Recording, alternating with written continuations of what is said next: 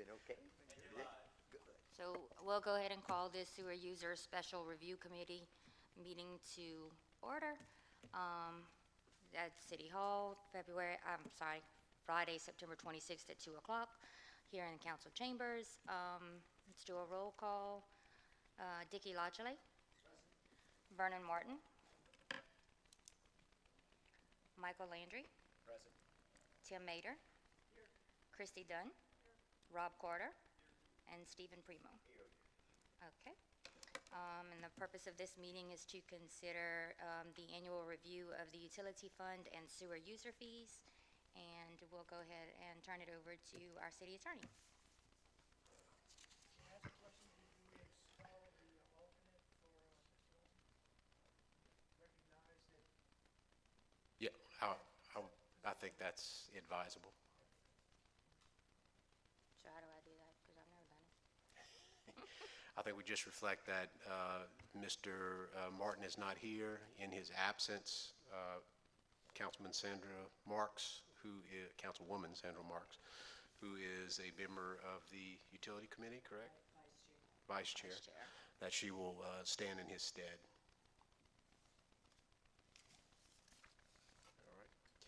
All right.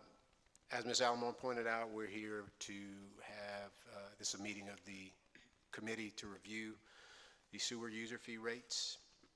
I should point out that, by our ordinances, which were passed in 1988, I think was the first time this ordinance went into effect, a user fee was set, and those ordinances require and mandate that that rate is reviewed annually. For that purpose, the ordinance establishes a committee which consists of not the people, but the positions that are here representing it today. That committee's job is to review certain information that's compiled by the city clerk, the city auditor or CPA, and the city engineer for the purpose of determining the rate that is necessary to cover certain costs of operation, costs of maintenance, costs of improvement, repair, replacement, any debt service, and other items that are necessary to ensure that our sewer system operates at a self-sustaining basis or a self-sustaining way. That information is based on revenues from the prior year, information provided by LAWCO as to the number of customers, consumption, and the revenues from prior year, which is used to project revenues in the coming year. And that information is certified by the city engineer, the city clerk, and the city auditor or CPA. It's certified to this committee, and this committee's job is to take that information, review and analyze it, and to certify to the mayor and board of aldermen the rate that is necessary to comply with the statute. Last thing I would point out is the statute is not couched in discretionary terms. This is a mandatory duty of this committee and a mandatory duty of the council to adopt an appropriate rate based on this study. So with that, we'll turn the meeting over. So based on that information, the city CPA and myself and city engineer and the city auditor reviewed the finances for the utility fund, and based on the information that we have accumulated, our recommendation to the city is for in-town for a $24 flat rate and $7.50 for consumption over 2,000 gallons. For out-of-town, except for the detention center, a $30 flat rate for the first 2,000 gallons and $10 per gallon for consumption over that. We'll be presenting that based off to this committee. And then we can turn it over to the CPA and the engineer for any other questions. So first I'm going to review where we got the actual expenses for the year. That is table 1 in the large document you have. This is the estimated future sewage system annual expenses. The equipment replacement cost is exactly that. It's the cost of what it will take to replace equipment over time. This is the annual cost of that. The debt service is the actual debt service that will be paid in 2026 on current debt of the utility system. And the operations and maintenance number is the operations and maintenance budgeted for 2025, which we used the amended budget, which uses the first 9 months of actual and projects it to the end of the year. So that gives us a total estimated expenses of $3.294792 million. We have a sustainability factor of 1.15.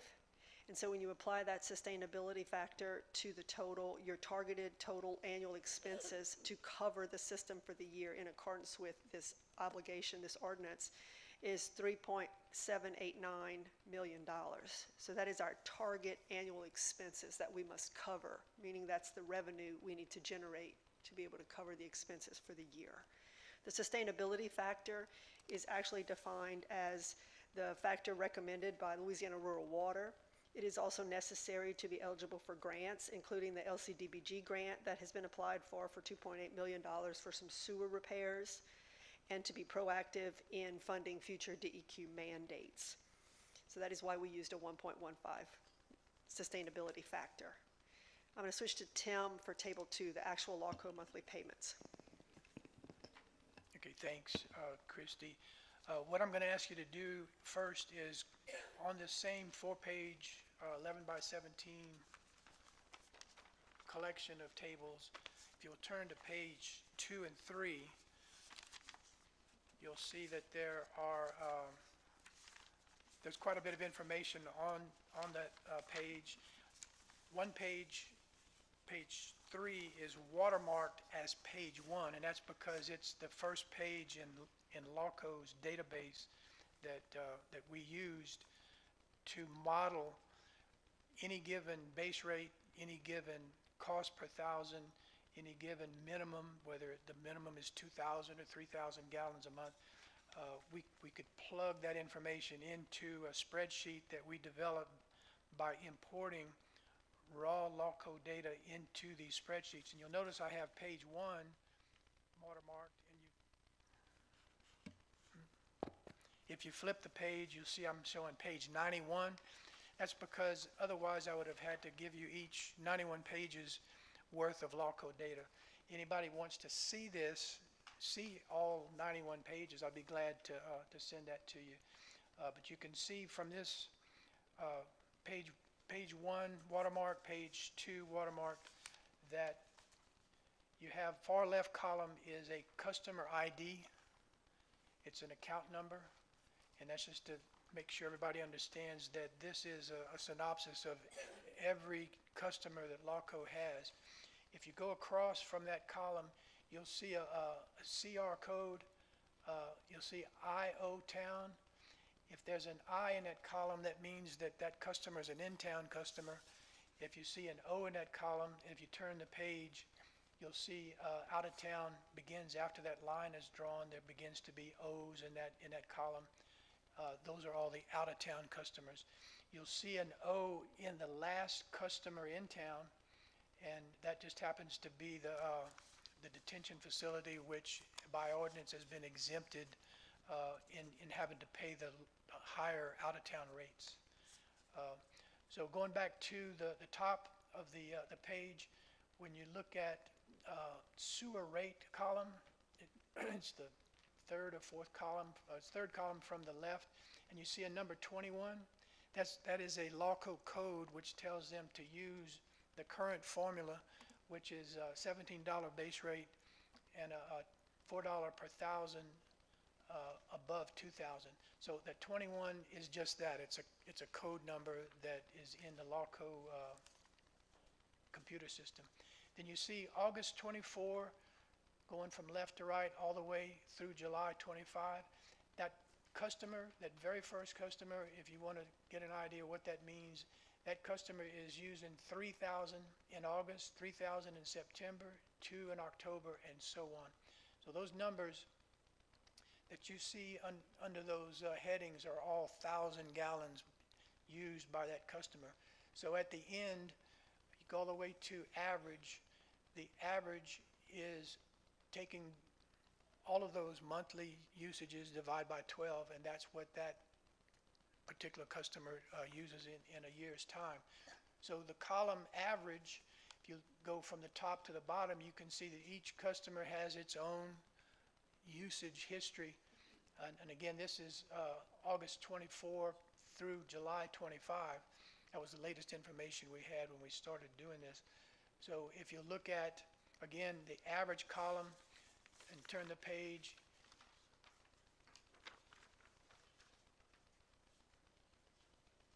it doesn't repeat itself, but it's the third column from the right is where you see the 5, the 205, it continues.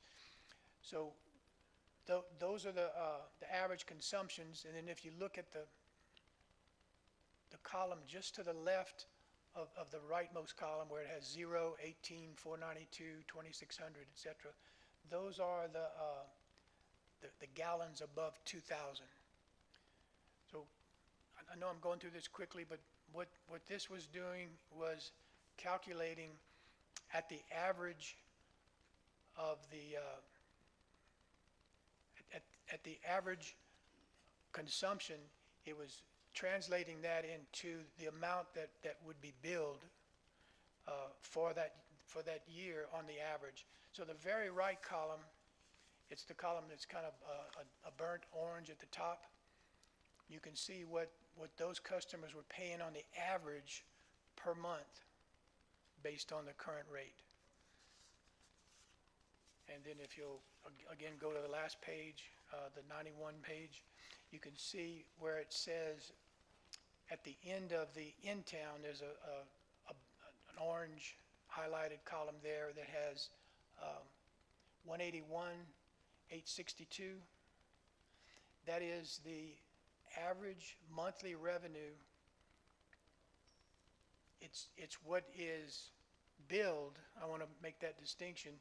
The calculated total average monthly revenue, it's not adjusted to what LawCo can actually collect, because LawCo doesn't collect what they're billed. Lots of reasons why they are unable to collect on every bill, and I'll explain that in a minute.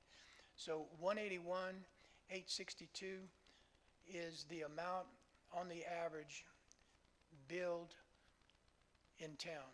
Again, billed meaning it's what would potentially be paid. Then go all the way to the bottom and you can see the similar number, 6,189 of out-of-town customers. And if you combine those two numbers, you can see you get 188,052, $188,052. This figure is going to be important when I switch in a minute to table 2, which is on the very first page. Any questions so far on that? I don't want to get too far ahead for the sake of being able to understand all of this. All right, so go back to page 1, and now let's focus on table 2. Table 2, again, is month by month from July 2024 through June 2025. It's what's actually been collected by LawCo and paid to the city of Crowley. This is the number you see under the right side of that column where you see the number 194,027, 175, 368. That is the amount of money that was paid to the city by LawCo, and that's been reported to the city council every month. And you might remember there's a spreadsheet that shows the history, and then there's a graph that shows the trend of that collection. That's what those numbers are. Now, we had to try to figure out how to reconcile what was billed against what was actually collected, and how would we apply that information when we tested the new rates for the trials that Christy's going to talk about. And what we had to do is, if you add up that right side, 194,027, all the way down to 175,801, 861, is everybody okay with that column? If that column is added up and divided by 12, it comes to 177,682 was actually collected. 177,682 was what was collected on the average over that 12-month period. And right below that number is the 188,052, which is the number that I told you was going to come from the LawCo spreadsheet calculation. So all we did was take the 177,682 divided by the 188,052 to come up with an adjustment factor. So, and you'll see that adjustment factor on table 3, how it's applied. We just take what the new trial formula would tend to bill, and then we're going to use 95% of that so that we get a realistic number of what the city would actually have to work with in their revenue, on their revenue side against expenses. When you do that division, 177,682 divided by 188,052, that's 94.49%.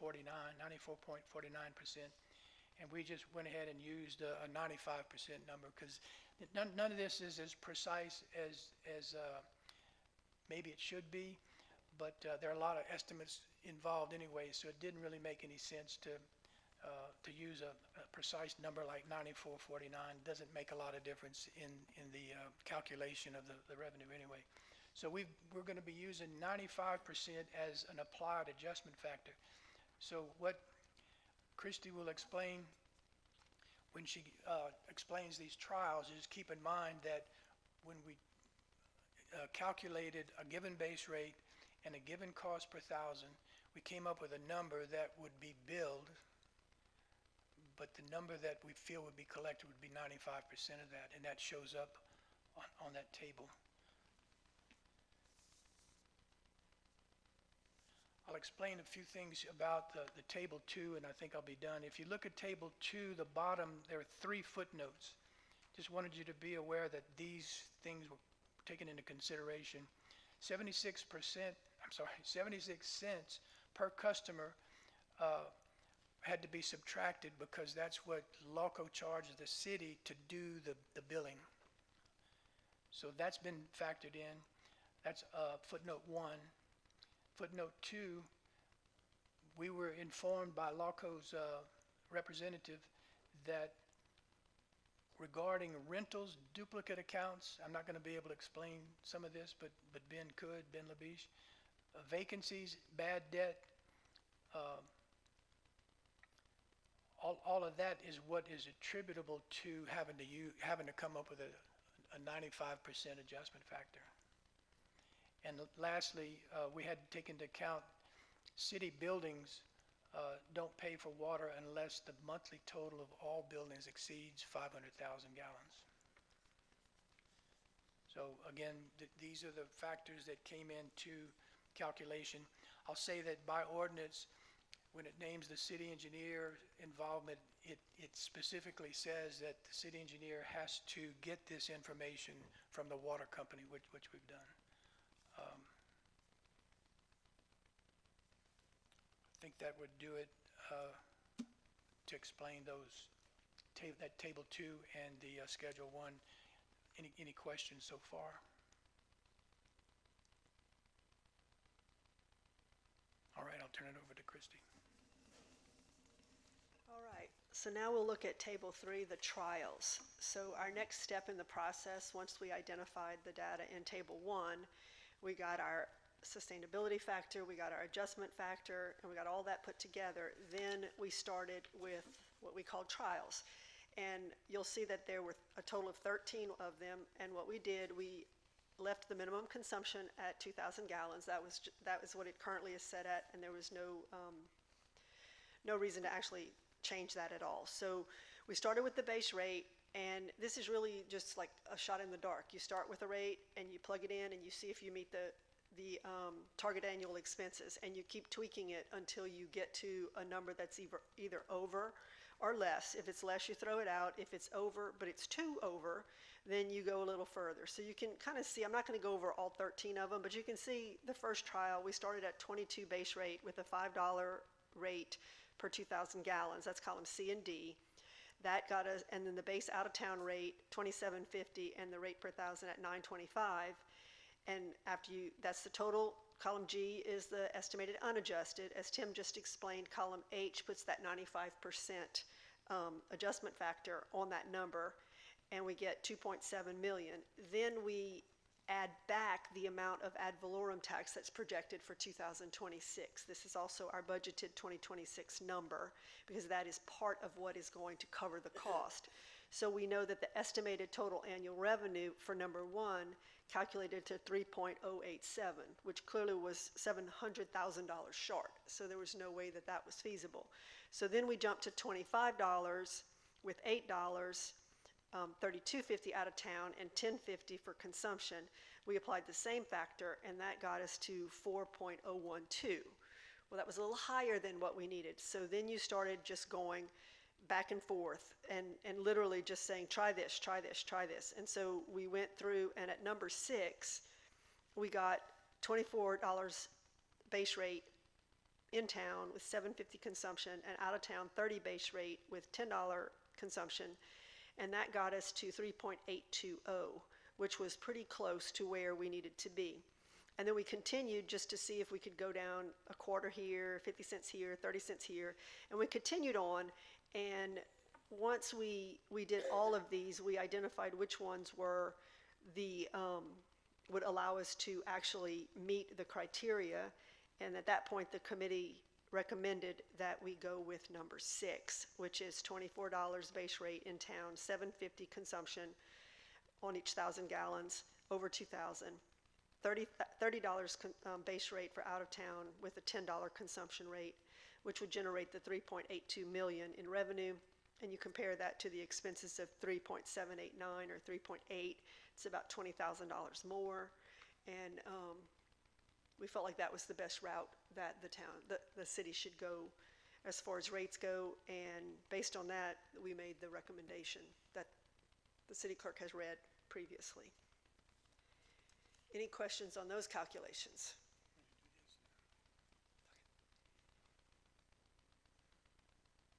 No? Okay, then I'm going to turn it back over to Tim. He's got a little more information to discuss.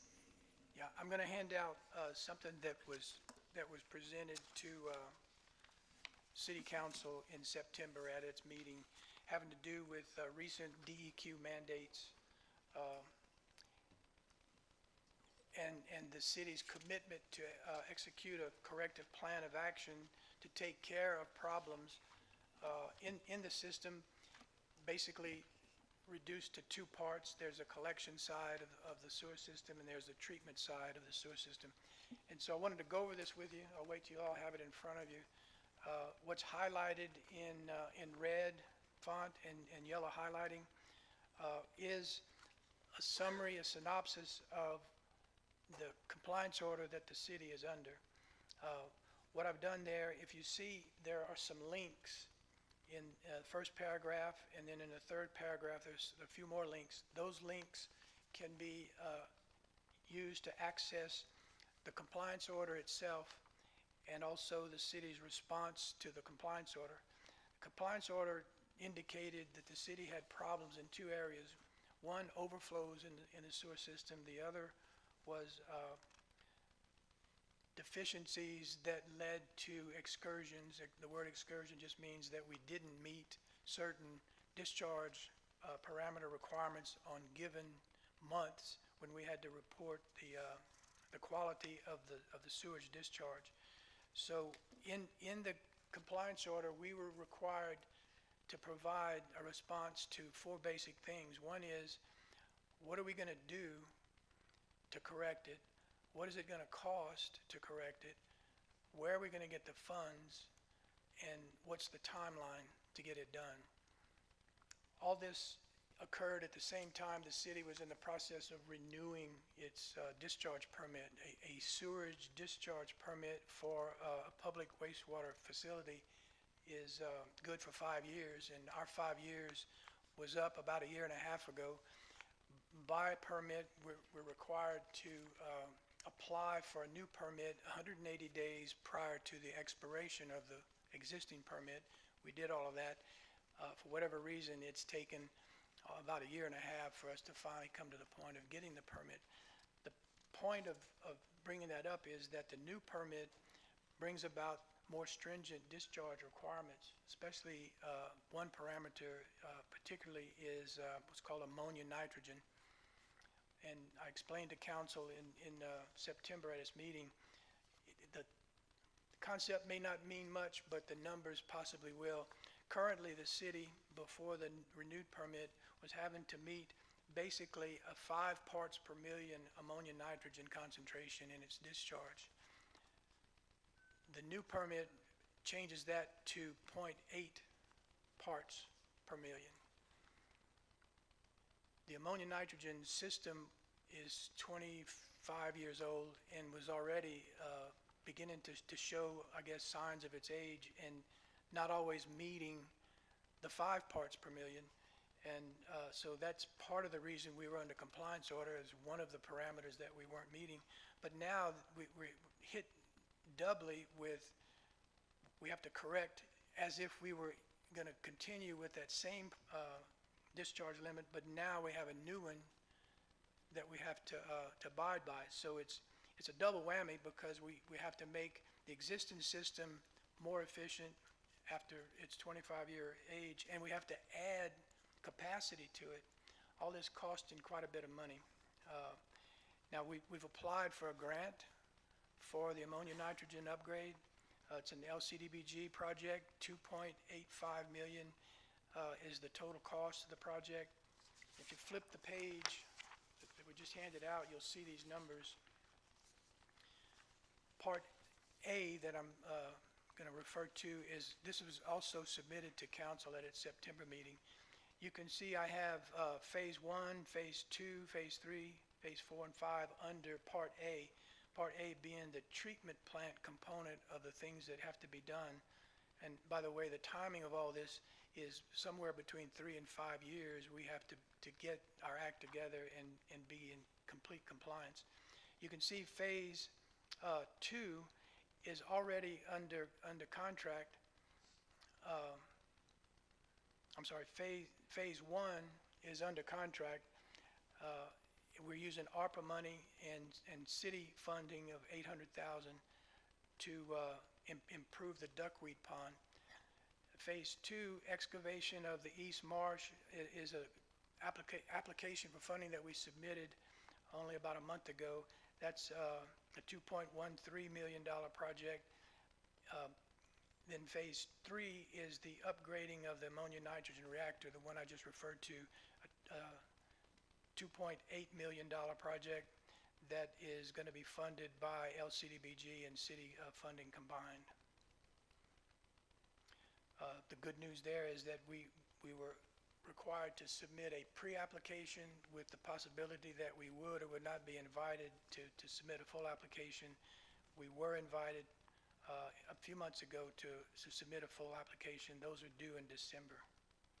Then you see phase 4 and phase 5. Those are the things that are going to need to be accomplished to meet the more stringent discharge requirements. And as you can see, they're fairly expensive, 3.536, and you add another 300,000 for phase 5, almost 4 million, and the funding source is to be determined. The possibility of funding these projects is limited to grants, which in every case needs a city match of some proportion. Pay-as-you-go, which means that the city would have to use fund balance that's been accumulated to meet replacement of equipment, or a loan, and the loan requires the city have the financial power to pay back the principal and interest. So we haven't yet determined where that money's going to come from, but this is a phased program. We're going to deal with phase 1, 2, and 3, and then as those are completed, we're required to report to DEEQ on a quarterly basis our progress toward identifying cost, finding the funding, and the timing, being able to get the work done in the time it takes to be in compliance and to finally meet the commitments of our response to the compliance order. So you can see Part A is about a $10 million price tag. And then if you look at B, this goes into the sewer collection system, which has difficulties with overflows. And we've similarly phased that into phase 1, 2, 3, and 4. And as I mentioned to the council last month, phase 3 and 4 were presented to DEQ as if necessary. So if we can complete phase 2 and prove that DEQ is satisfied with the performance of the sewer collection system after that, which is going to be dependent on how often might we still have overflows. As I explained to council last month, overflows are a function of weather, and weather can be very uncooperative in terms of intensity of rainfalls. So we asked the question to DEQ in our dealings with them to respond to the compliance order. We asked, where do you draw the limit?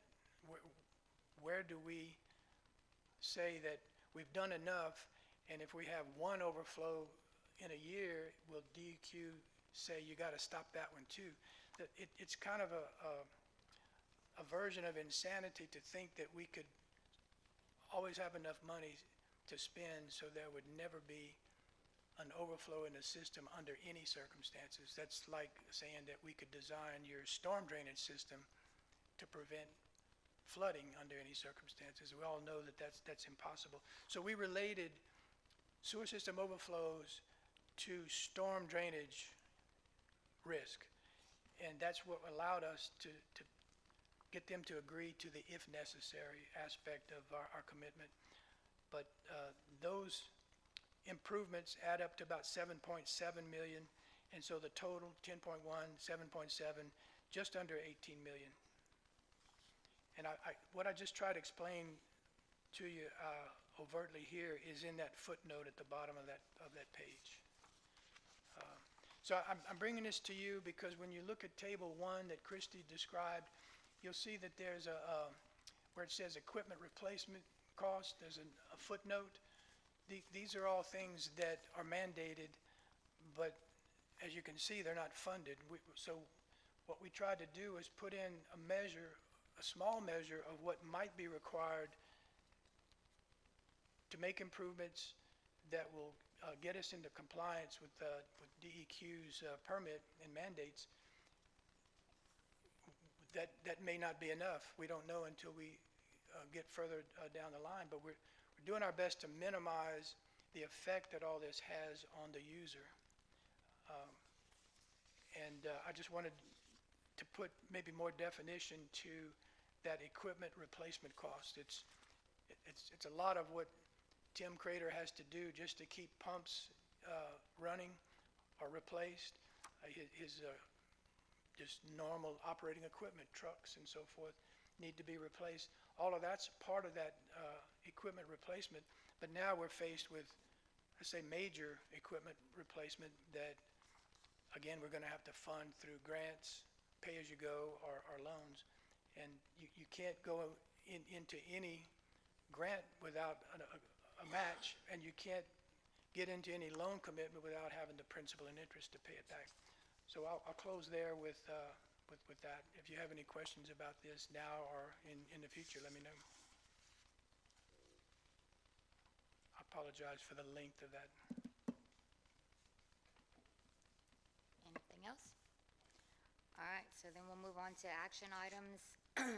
Number 1 is the approval of the recommendation for the rate adjustment. Can I get a motion and a second? Motion by Councilwoman Sandra Marks, second by Councilman Dicky Lachele. Any other comments? Motion carries. Oh, we need to do a roll call? Oh. Anyone opposed? Motion carries. How's that? No, I don't, look, I'm nervous, you videoing. All right, well, motion to adjourn? You can take my place. I noticed in the audit report from last year that, and also the showing the debt service that we have to do through the utility fund. It looks like that debt service is being covered exclusively by the ad valorem tax that we're collecting. It pretty well carries it out. So that as far as property taxes, that pays no source of any kind of improvements to the sewage plants. I just want to make comment.